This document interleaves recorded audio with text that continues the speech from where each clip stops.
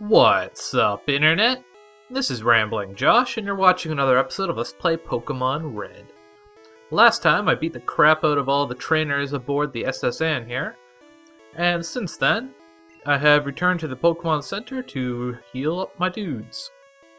Now, I want to switch Gyarados back into the front for the time being, at least, because if we come around the corner here, we find Blue, our rival. Good for you. Having a whole lot of Pokemon doesn't really help you a whole lot. You can only have 6 on your team. So, the idea with switching Gyarados to the front is to kind of deal with some of the fodder that is out first. I think Bite is probably the better option for Gyarados, just for straight up damage. It has a high crit chance, and I'm pretty sure that Gyarados has a significantly higher attack than Special, even though I'm pretty sure that Bubble Beam also has a higher base damage. I'm pretty sure Bite comes out in the lead though. I'm going to try and deal with Raticate with my Diglett. I was hoping he wouldn't use Quick Attack until after I dug a hole. Like that. But I guess whatever works. Let's just go Scratch. That worked decently well. And with Kadabra, who is no longer an Abra, he's actually capable of doing things now. Let's just stick with Dig again. Might not kill him, but I'll do as much damage as I can. Cool. Down he goes. And up goes my level. And same strategy here. Wartortle is probably going to annihilate Diglett, but I'll at least do as much damage as I can before he kills me. At this point, I still don't have a Pokemon that's particularly well suited to actually dealing with Wartortle. So it's more a matter of stacking the odds in my favor as much as possible before Wartortle actually comes out. Which I've done a pretty good job of so far. So just for the heck of it, let's send out Drowsy. Bring him back, send out Gyarados. I'm gonna have no problem killing this Wartortle, so I might as well get Drowsy a little bit of experience, considering Wartortle is probably going to be worth quite a bit of it.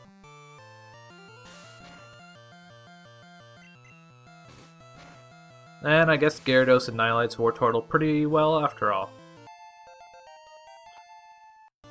I was actually a little bit worried about this fight, but I guess I didn't really realize exactly how low level my opponent was still.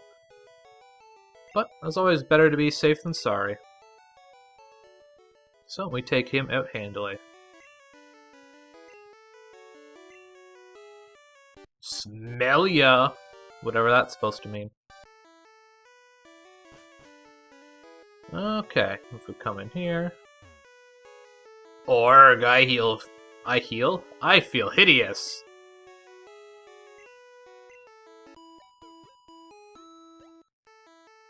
Well, that was easy, okay. Yay! And we get the first HM, which is kind of like a TM, except it's special, because an HM teaches an ability that is used on the map. It can also be used in battle. Unfortunately, Charmeleon is the only one I have that I can teach it to. But I shall do it just the same. And I guess I'll get rid of Seismic Toss. HMs are a little bit tricky because they can be used in battle, but they're typically not super strong. They're, like I said, HMs are, the point they exist for is because they're useful on the map. So surely you've noticed around in certain areas there are bushes. And surprisingly enough, those can be cut down by the cut ability. So I am going to return to town, and I might as well pay a quick visit to the Pokemon Center while I'm there. Once the SSN leaves.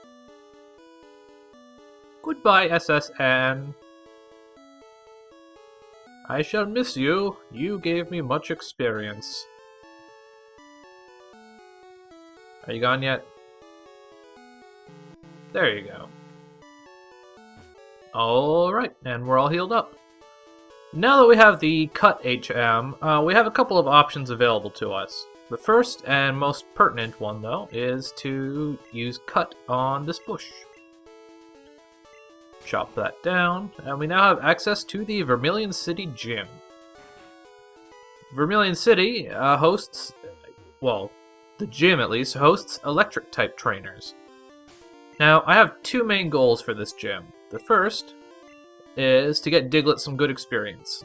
This gym is the main reason I got Diglett, because, as I've mentioned in the past, ground and rock-type Pokemon are immune to electric attacks. So having a Diglett or a Geodude or a Sandshrew is a very, very, very good idea for this gym. They can basically, like, win the fights for you all on their own. Maybe not Diglett. Diglett's not super good, but... Anyways, I want to get some good use out of my Diglett. And the other thing is, I actually don't want Charmeleon to level up to 36. At level 36, Charmeleon evolves into Charizard, which is a good thing, but he also... when he becomes a Charizard, he gains a secondary type. So it says Type 1 Fire, and he will be Type 2 Flying. Flying types are, of course, weak to electricity. Normally, I wouldn't care all that much, but being as this is an electric user gym, it's a particularly bad time to have that weakness. So, that's something I'm going to try to avoid.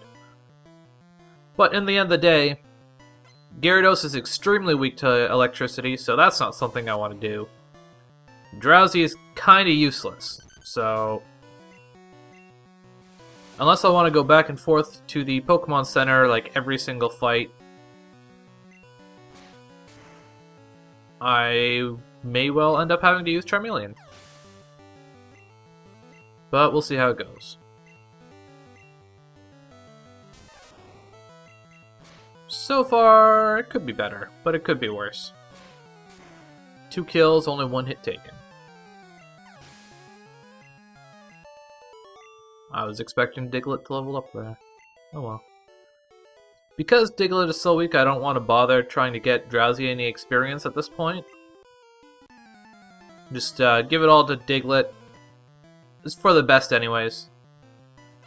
Like I said, I do want to get his experience, or his level, or I guess they're basically the same thing, up a little bit. Take advantage of his... I can't think of the word. The fact that he annihilates everything in existence and takes very little damage in return in this gym. Wow, he still hasn't leveled up. I don't know, maybe level 22 takes more experience to level up than I thought.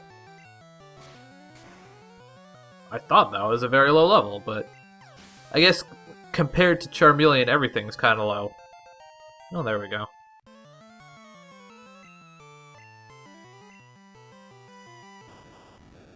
Hello, Voltorb. Goodbye, Voltorb.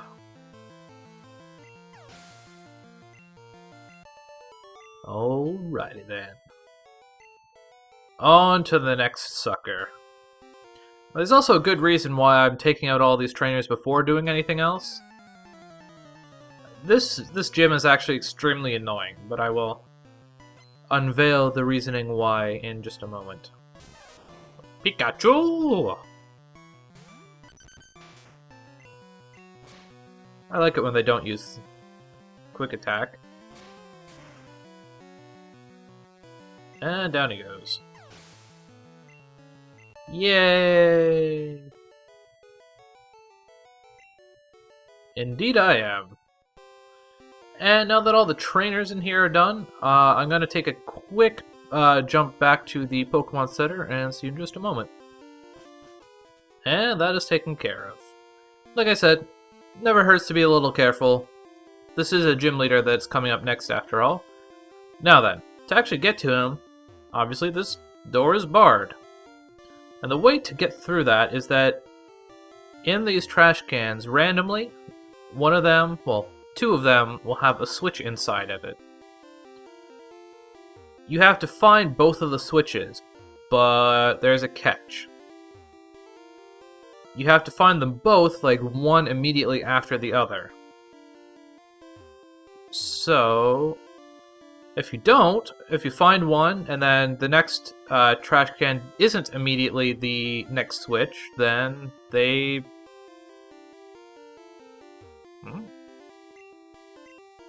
Okay. We found the first switch. Now the second switch is somewhere. If we don't choose the right trash can, the first switch will reset itself and randomize to another location. Like that. See, first switch is gone. Which is really, really, really freaking annoying, if I'm totally honest. I don't know what they were thinking when they decided to put this in here. Like, it's not even a puzzle, it's just... do it until fortune favors you. Because what, there's 1, 2, 3, 4, 5, there's 15 switches, or trash cans here. So you have to look through every single one of them, find the trash can. I'm pretty sure that the second switch can't be located in the same trash can as the first one. So that what that means is that you basically have a 1 in 14 chance of just hoping that you find the right trash can. And I'm pretty sure there's no trick to it. It's just straight up pick a trash can, 1 in 14 chance. Do it until you get the jackpot kind of thing. Which obviously sometimes is right away and sometimes, most times, takes forever. So, yeah, it's a pretty dumb mechanic. And, okay, well, let's check this one. Okay. I failed again, so I am just going to do this until I get it right, and then resume recording. Well, okay then. We found the second switch. That actually didn't take as long as I expected. It's only a couple minutes. But it's still a very unnecessary mechanic, so I don't know what to say about it. Anyways, this dude here, if you say so. During the war, huh? What, the Pokemon War? Was there a Pokemon War? I don't know. Anyways, this is Lieutenant Serge. And he uses electric-type Pokemon, which we've kind of been over already, so whatever. Anyways, resume as usual. Diglett dig. I believe this guy, I think if you're playing Pokemon Yellow, he actually only has one Pokemon. I believe it's an extremely high level Raichu. Raichu being the evolved form of Pikachu. I'm not positive, but I'm pretty sure. And, I don't know, there isn't really anything a whole lot to say, even if that is the case. It's just a little bit harder. If you have a ground or... Come to think of it, I think this Raichu actually has a tendency to use Body Slam, as opposed to just spamming electric type attacks, so that can be problematic, but I think that's something you mostly have to worry about in Yellow, and not in Red and Blue. In Red and Blue, this guy's incredibly easy. Yay! Good thing I had no fly. TM24. Thunderbolt! Thunderbolt being a more powerful version of Thundershock. Not something we can use right now. Well, I don't know, maybe we could use it on someone.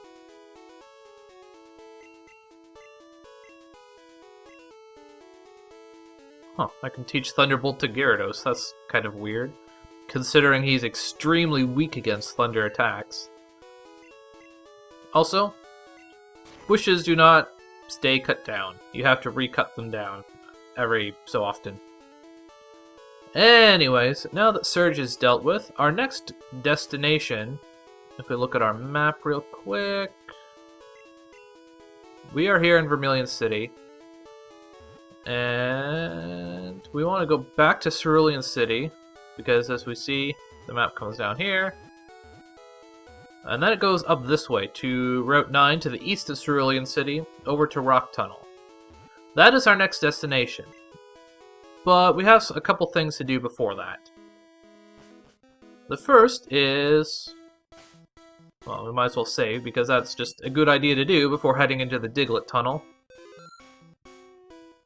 We want to come through this way. We might as well get on our bike, because why not? Hopefully Diglett levels up once or twice in here. In fact, I'm probably just going to fight battles in here until Diglett gets to level 26. But for now, we're just going to make our way through here. If I do have to end up doing any grinding, then I will do that off screen. I would not subject you to that. Unfortunately, Digletts aren't really that good for experience. Well, I don't know, maybe they are. It's more a matter of their wild Pokemon, and wild Pokemon in general just aren't very good for experience. Oop, that's not what I meant to do. I don't know, I don't think ground attacks are particularly useful against other ground types. I'm pretty sure that, yeah. Oh, well, that was a critical hit. I was gonna say, I'm pretty sure that low-level Diglett should die in one scratch, but... wow. Encounter rate is quite low down here. Or high down here. Yes, high. Not that I'm particularly perturbed by that fact, because I do have, chances are, a lot of fights to fight. Fight. Basically, what I'm getting at with what I'm doing right now is I want to get Diglett up to level 26. Level 26 is the level that Diglett evolves into Dugtrio. And there are two reasons that I wish to do that for. The first is just because it's a nice landmark to hit, because, I don't know, evolving is cool and it'll make Diglett a little bit stronger. He's doing pretty good right these days, but as I've mentioned before, Diglett's not very good long-term, and right now he's mostly just useful in situations. Who are you? Aha! I said I was going to Rock Tunnel, and this guy mentioned something about Flash, which is... I'll get to that in a moment. Anyways, Diglett evolving will make him a little bit stronger. Before I get back onto that train of thought, where we are right now, we're back over by Viridian City. You may recall this little area you couldn't see, or you could see but couldn't get to before heading into the Viridian Forest. That's where we are now. So... right. I want Diglett to get a little bit stronger, just so he's a little bit more reliable long-term. But also, if we come down here, there's this fellow. Professor Oak's aide. He will give us HM5 if we've caught at least 10 kinds of Pokemon. The problem is, we haven't done that yet. We only have 9. And if you recall, it also counts Pokemon that evolve as Pokemon that you have caught. So, if Diglett were to evolve into Dugtrio, that would count as a Pokemon that we've caught, and that would bring us up to 10. And he, like I said, the aide wants to go as HM5, which is Flash. I will give this HP up to Diglett. Where are you, Diglett? So yeah. No, it's honestly it's a pretty annoying state of affairs, because like normally the things that the normally the things that Professor Oak's aide gives you are optional. They're just like fancy tools and stuff like that. But Flash it's not something that you strictly need, but it's extremely useful to get. It is possible to get through the rock tunnel without flash. I've done it before. It's just not very likely. What is in here? Indeed. No thanks. That's another very good trade. Well, Mr. Mime is a lot more rare than Abra, but Abra probably has more potential to be, like, stronger. I don't think Mr. Mime is a particularly strong Pokemon. I could be wrong, but yeah. So how much experience does Diglett need? 287. So I do have a rare candy. Oh, that's interesting. I got in a fight without moving. So, like I said, I do have a rare candy, so what I think I will do is get Diglett up to level 25, and then just use that rare candy, just to save some time. Ouch. That was hurtful. Now that I think about it... Not in regards to, like, the rare candy, but I'm trying to think if Dugtrio can learn Cut or not. If he can, then Dugtrio would be much preferable to Charmeleon for teaching Cut to. Well, one way or another, what's done is done. So, leveled up. Used that there rare candy. What? Diglett is evolving! Who would have expected that?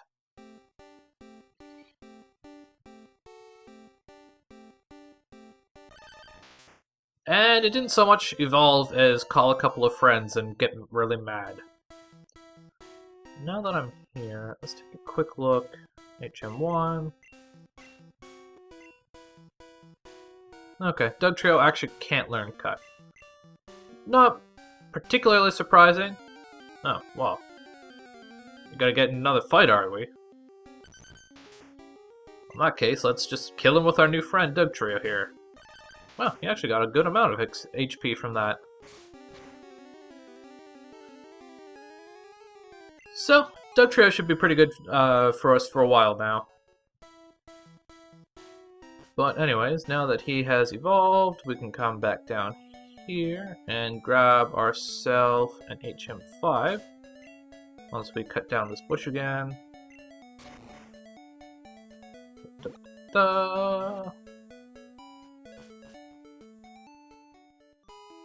Hello there! This time I have caught 10 types of Pokemon. Congratulations!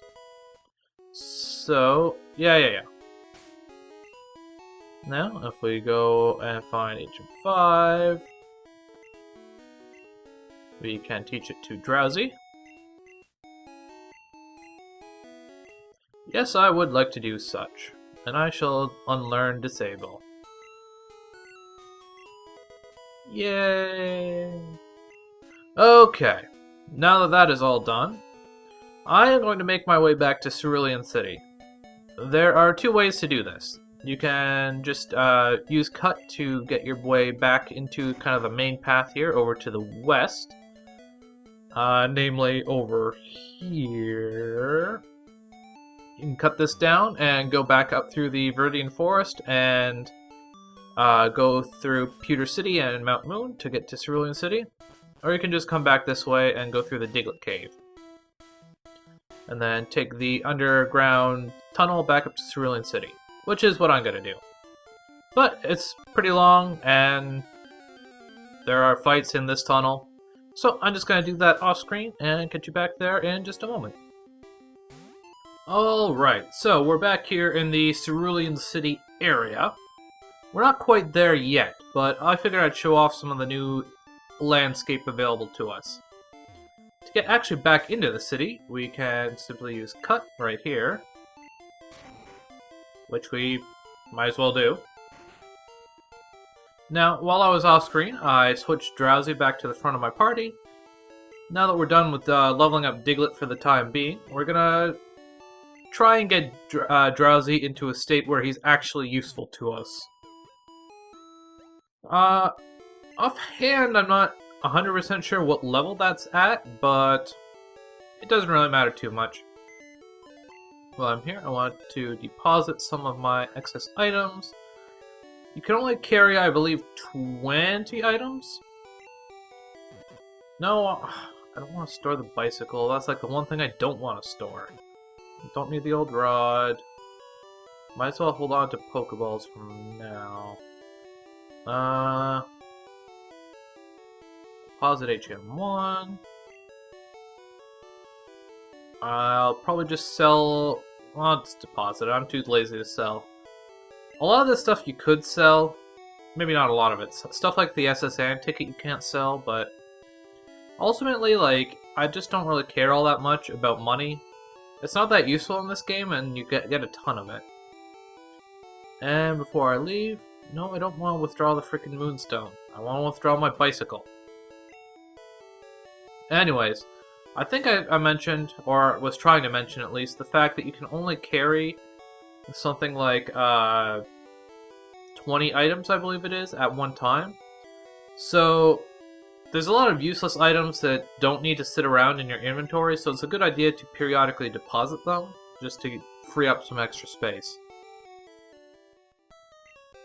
So, now that that's done, we can either go back around through the house, the empty house in the north of the city, and go around that way, or we can just use cut and come down here. There might be an exit. No. This is this up here and the way I came are the only ways, but our destination is over here. There is another bush here to cut down. And this is the path that leads toward the rock tunnel. However, it is littered with trainers, so we will handle this on the next episode of Let's Play Pokemon Red. Catch you later!